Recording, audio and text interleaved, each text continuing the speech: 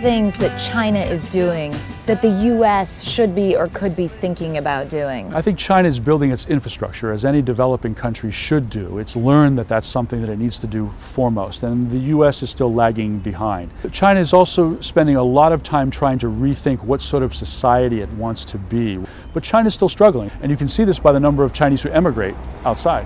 This incredible growth that everyone has been kind of flabbergasted watching over the last 20, 30 years, do you believe that it's sustainable, or will there be an inevitable slowing down? It's not clear what's inevitable or not, but certainly they're preparing for slowing down, and we're already seeing some of that slowing. There's a lot of slack in the Chinese system right now, a lot of inefficiency, and you see that the environment is also in very bad shape here. To the party's credit, they understand this, and they're trying to do something about it.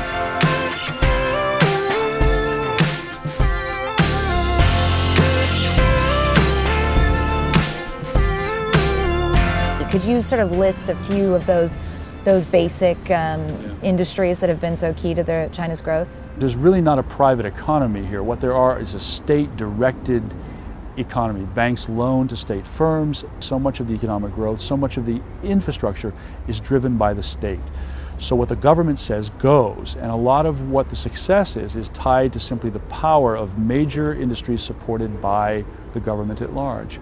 So when we're looking again at the long-term growth, what are some of the obstacles or challenges that China faces maintaining this kind of momentum? China uses too much energy, and the government knows this. China uses too much land, and the government knows this.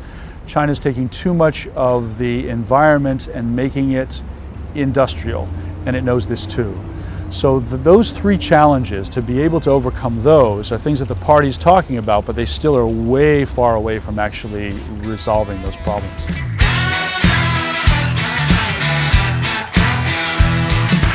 So when people talk about China as the next world superpower, do you buy into that, or do you think it's a gross simplification? The government here wants to be the only world superpower.